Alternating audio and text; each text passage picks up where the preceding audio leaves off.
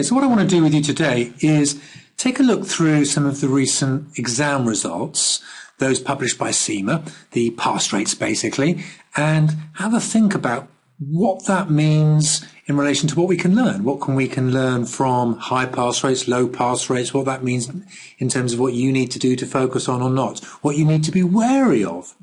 So here's the data here then. We're going to start with the case study exams. And as you can see, let's just scroll down just a little bit and get all of those into position. What we can see here is that we've got our 3 different levels, of which we've got the CIMA gateway included in there as well. And the first thing that probably comes out more than anything else is the results for CIMA gateway are much lower. Now, some of you may not be aware of what CIMA gateway is. Now, if you've got an MBA, then what CIMA do is allow you to skip through all the operational, starting off with the certificate, then the operational, then the management level exams, right through to the management case study, with the view that, well, if you've done an MBA, then you've got all that business knowledge anyway. Now, of course, what happens, and I find this with CIMA gateway students, they just go straight in to take that management case study exam, and they don't have the financial background. They know the E1 and the E2 absolutely brilliantly because that's the focus of MBAs. But they don't know P1s, P2s, F1s, F2s, and therefore their technical knowledge is poor. And although the management level exam is partly technical and partly not, that really lets them down. The other thing as well is they've never taken an operational case study, so they don't have that experience. They're not prepared to go in and sit that gateway exam. So I think that, and again, anyone that doesn't know, it's exactly the same exam as an MCS exam, a management case study exam. Absolutely no different. They just sit the same sitting. What it shows, though, if you are doing CIMA gateway, you do need to spend quite a lot of time getting yourself up to speed with P1, P2, F1, F2, that's the management accounting and the financial accounting, before you go into the case study. You can't just ignore that. And you need to practice extra hard, do a lot of extra mocks before you go into the real exam, because the pass rates really are low. And these are people that have got MBAs that really are, typically, if you're not aware, MBA is quite a high level professional exam that's normally middle managers in organizations take once they're in their kind of late 20s, early 30s. It's not an early, easy qualification. So, don't rest on your laurels with respect to the theory that you don't know, I think is the key message there. Okay, let's move on and look at another key point. The next lowest of our levels then is at the operational level, and actually it's pretty good in November, but February, May and August we're down around about 50%, just under 50%. If we compare that with the other levels, we can see those are up in the mid-60s. As a result, I think our conclusion is people find operational hardest. That really shouldn't be a surprise. It's the first time people have come to a case study type exam, and they are completely different from every other type of exam you would have taken at certificate and operational level. And you really have to approach them in a completely different way. You have to plan your answers. You have to write answers out. You can't just write any old answer. You have to write your answers out in a clearly structured way that scores marks. So not surprising people find that harder at operational. It's the first time they're doing it, and therefore you would expect the pass rate to be lower. There could also be an element at operational level as well that is a little bit more technical than some of the other papers. As you go through, it becomes more businessy, more strategy focused, more about how to take the business forward than the pure theory. Operational is the most theoretical of the exams, so perhaps people's lack of technical knowledge at that level is showing through as well. Management and strategic levels, pretty much the same. We're talking around about 2/3 of people at both these levels passing. Management just a little bit higher than the strategic level. Of course, what you get is that as you go up through the levels, you get people drop out all the way through. So as you go up through, for instance, we get to management level, where people have already passed operational, they've already passed the operational case study, they've done their management exams up to this point. We're getting pretty bright people at this stage. Same when we get to strategic level. Therefore, you would expect the pass rates to be higher at that particular point. And I suppose you might expect strategic to be slightly harder because it is supposed to be the final hard exam. Overall, then, looking at those results, I think the key things to be wary of then are, if you're doing CIMA Gateway, make sure you've revised all the theory, you put plenty of work in, lots of practice exams before you get into the exam. And operational, again, lots and lots of case study practice. Recognise this is something very, very different from anything you've done before, and you really need to get up to speed on case studies rather than just focusing on what you've always done in your operational exams. Okay, let's look at the next section then, which is the objective tests. And I think I'll go straight to the bottom of the stats, because the last stat here is the actual exam pass rates for each of the different subjects. And I've just switched screen modes just a moment there so we can see everything all on one screen. So we can see each of the different subjects and the pass rates that there are. So again, looking down at this last level down here, what do we notice on pure exam pass rates? Well, the hardest exams are the P exams, P1 and P2, with 45% and 46% pass rates. I do kind of think there's a bit of an irony there that those are the two management accounting papers, and we've got all of our management accountants doing worst on those papers. That's obviously not the reason why they're lower. They're lower because they are more technically difficult than the other papers. You'll notice that F2 is also very low at 50%. That is the next most technical paper. It's the P1, P2 and F2 are the three most technical papers of all of them, and those are those with the highest, or the lowest pass rate, I should say. So please just, on those particular papers, put a lot of extra work into practicing, firstly learning the theory, but mostly doing practice question after practice question after practice question to get on top of the technical theory on those subjects. If you do that, you should be in a strong position. Conversely, you'll notice that it's E1 at 76% and E2 at 84%, which are the highest pass mark.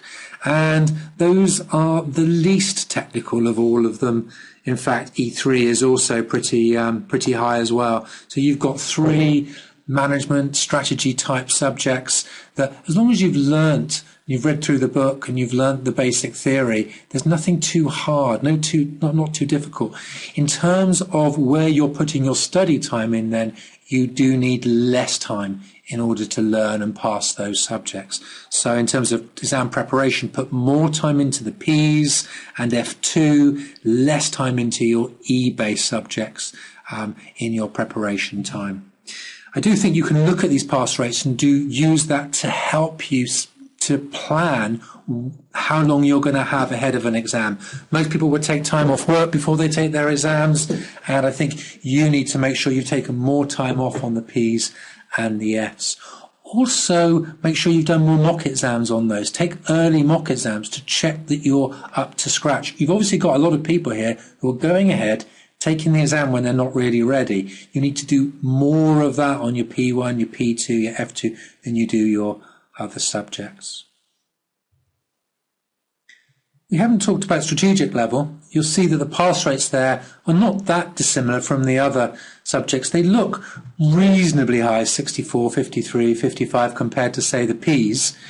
But just watch out, because people at that level have passed all of their exams up to that point. A lot of the worst students have fallen by the wayside up to this point. So here we've got our cleverest students, the hardest working students, and yet they're still only getting 53 and 55% in P3 and F3. And so I do think that that creates a bit of a challenge in terms of they're not quite as easy. They are more strategically focused. They're longer in terms of the way that they are written. There's not always a right answer to some of those particular questions as well. It's more of a judgment call on which one you think is best. And so they certainly are challenging. So don't underestimate the last level for that reason. When we look at the overall exam pass rate, this is the pass rate for people who take it again and again and again, and they pass at some point. In a sense, what you're getting here is where people are falling away. For instance, E2 is the highest of all of these. It means only 6% of people never get through their E2 exam and then don't carry on CIMA for that reason. So, it's a little bit depressing, really, when you see people get right through to strategic level, and yet 17% of people, they never get through E3, and 21% of people never get through P3, when you're thinking people are still dropping off. If you're in that position, I'd honestly keep on going, keep on practicing different practice tests from different exam providers, because they'll all have slightly different questions of different styles. That's got to be the way to practice the most for those OT papers. Learn the theory and have a go at lots and lots of different types of questions. You'll get there in the end, and it's got to be worth it at that final stage to keep on going through. Let's take a quick look then at the certificate papers. These certificate papers changed back in January 2017, and this was the first, 9 months worth of data on these particular papers. Again, we'll go down to the exam pass rate. I think that's the best indicator of all of these. And what we're seeing here is actually my biggest surprise is that the lowest pass rate is the law paper of 58%. What's interesting is under the old syllabus, the law paper was up in the 80s percentages. But of course, they used to have 5 subjects at certificate, and now there's only 4. So what's happened is that the other 2 subjects used to be up in the 80s, and they've kind of come down to this one subject that's reduced down to 58%. So overall, it's about the same numbers of people getting through. It's just that there's one fewer paper. If you saw what I mean, 80% times by 80% is roughly 60%. So, it works out about the same. So overall, no easier having 4 papers than 5, because they've made that BA4, that law paper, harder. Okay. The first paper is the highest pass rate. That's the economics, governance and ethics on 72.